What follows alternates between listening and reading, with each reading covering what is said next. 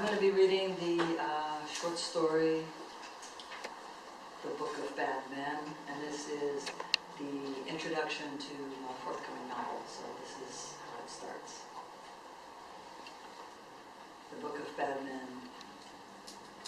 The first job Taylor ever had was taking down her pants and peeing in front of the old man who lived in the wash out behind the Hollywood freeway. It was easy money, steady work, flexible hours. He never touched her, never frightened her, just gave her dimes for every puddle she made. She was 7. At first, she used the money to buy soda and ice cream.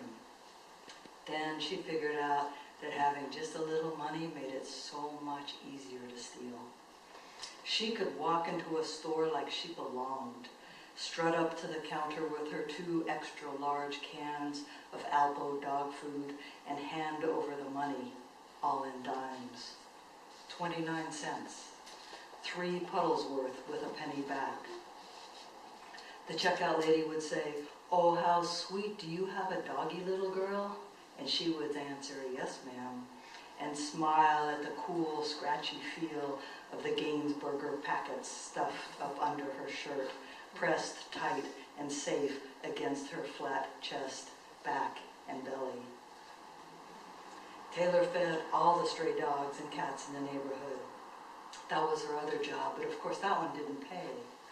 Hollering for the shepherd collie mix with the hurt foot was how she had first met the man in the wash. She'd called the dog Shane until she found out he was a girl dog, and then she called her Shane anyway. The old guy said he'd seen the dog earlier that morning and started helping Taylor to look for her. They got to talking about dogs, and pretty soon the old man was telling Taylor about every dog he'd ever had since he was a little boy. Blue-tipped hounds, chocolate labs, a little terrier named Snitch, and even a purebred Dalmatian fire engine dog. When Taylor said she had to go back home, the old man said, "Why? It's still early." And she said, "'Cause I gotta pee." And he said, "That ain't no reason to leave, honey. You can just squat right here in the sand." That's how Shane would do it, isn't it, honey? And she thought about it, and he was right. That was how Shane would do it, and why should she waste time running home anyway?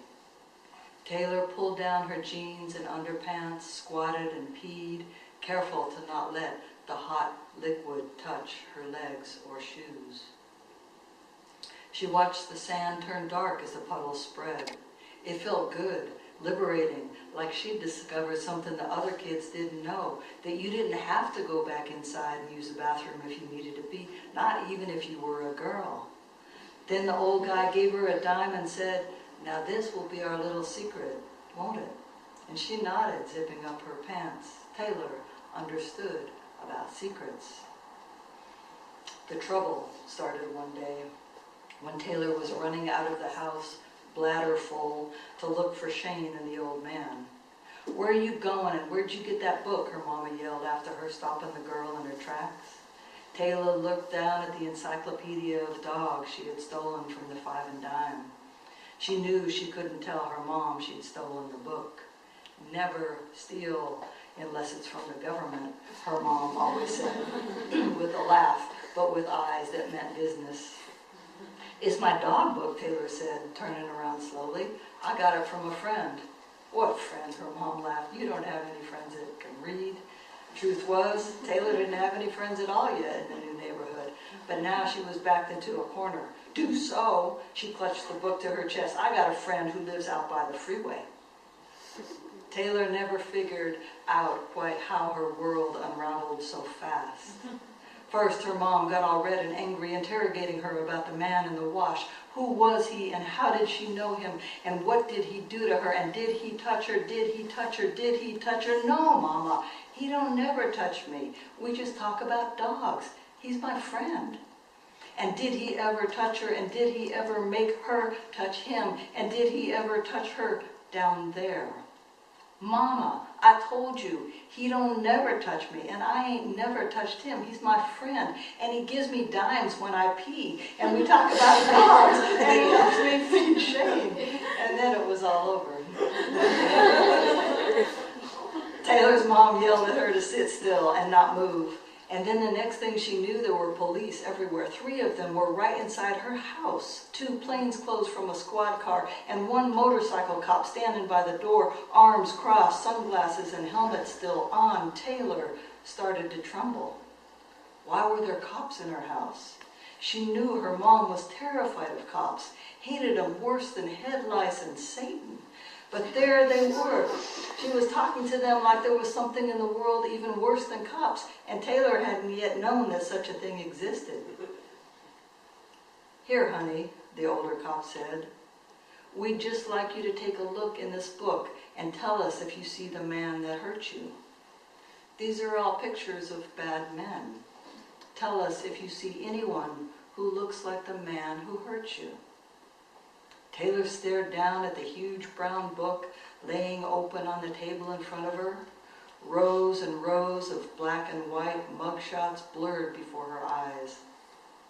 She counted the men, 6 across, 7 rows down, the plastic-covered pages yellowed, peeling, and worn.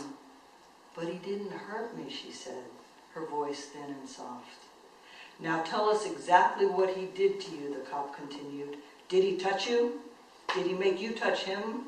Did he put his fingers where they didn't belong? Did he touch your privates? Did he touch, you know, your pee hole? Taylor felt like she was going to throw up. She had never been so close to a cop before. She looked down at the table where he was still touching the book.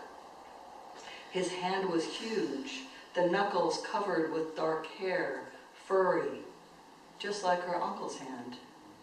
Her uncle touched her down there. His hand had touched her pee hole. His thick fingers had pressed against her lips. It was a secret. Taylor wondered if her uncle's picture was in the brown book. She looked up at the motorcycle cop standing by the door. She wondered what he was smiling at. She thought he looked like a shiny black insect. She wanted to run for the door, but she knew he would grab her if she tried. Then the older cop put his hand on her shoulder, and she screamed, and the hot piss ran down her legs, steaming into her socks.